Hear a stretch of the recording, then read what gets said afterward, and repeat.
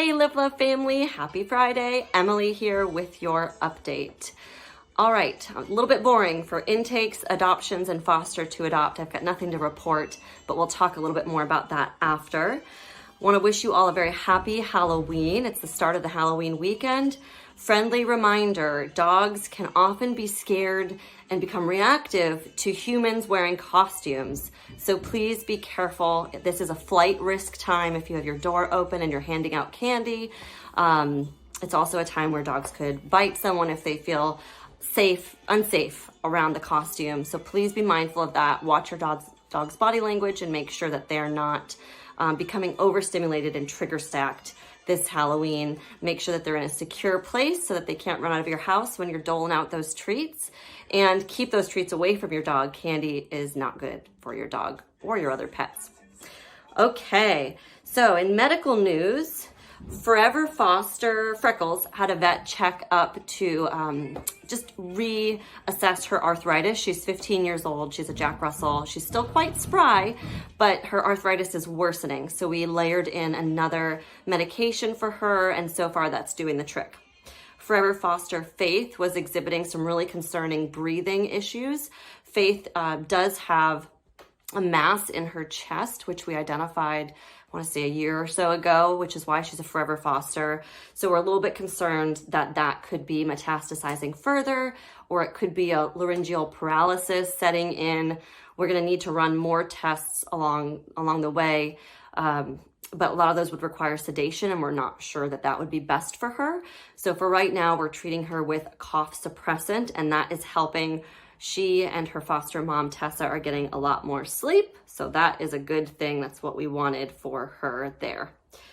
And then Fawn also had her vaccines updated. Fawn has been in rescue for almost a year now. So she was due to have her vaccines redone.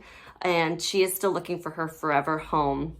And speaking of that, we need temp fosters throughout the holidays, and also just to give our fosters a break. We have a lot of long stay dogs in rescue who their fosters have been really, just very committed, very, very awesome, exerting a lot of effort and energy to care for their foster dogs, and we truly appreciate them. We're looking for not only ongoing committed fosters, but also temp fosters that can help over the holidays, and just to give these long-term fosters a break. Because when you have long stay dogs that are in rescue for a year or more, folks really do deserve and need a break from time to time, whether they're traveling or they just need to decompress themselves. It's really helpful for their foster dog to have a new experience in a temporary foster home. It helps us learn more about the dog and how they behave in new situations.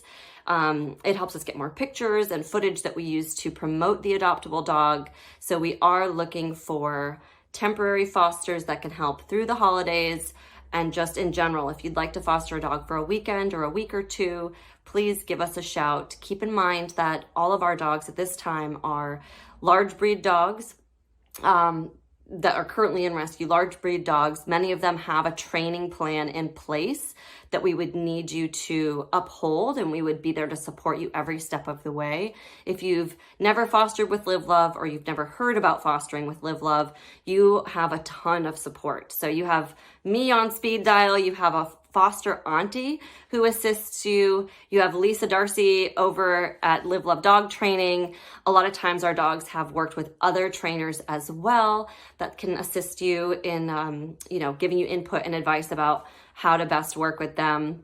And you have the medical team. I mean, just loads and loads of support. So please consider fostering during the holidays. This fall, we really need you. We want to open intake. And I'm going to tell you briefly before I wrap up the video about 3 dogs that we've been working to take in for several weeks now, and we haven't been able to just because the foster placement isn't there. When we take in a dog, we always look for not only a foster for the dog, but a backup foster for the dog. Because sometimes, no matter how hard we try, the placement isn't a right fit, and we want to have a backup foster placement so that that dog does not end up in boarding or returned to, an unsafe situation. So Gordy is a lab mix. He's about a year old. He has had multiple orthopedic surgeries on his hips and his knee, and he's recovering from those surgeries. They are complete now, but he does need a foster that will continue his medical medically necessitated crate rest and help us with his follow-up appointments and things like that. So Gordy is one dog that needs a foster.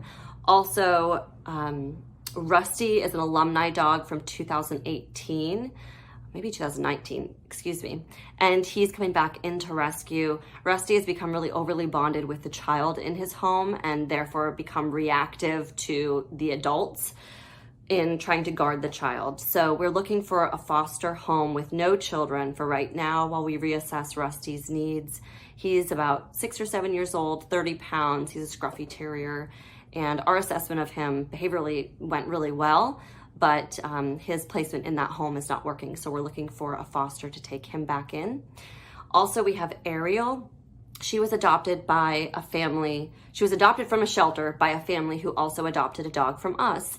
And we had been working with them on training for their Live Love dog. And they asked us if we might be able to help with Ariel's placement because she's also just too much energy for the kids in the home.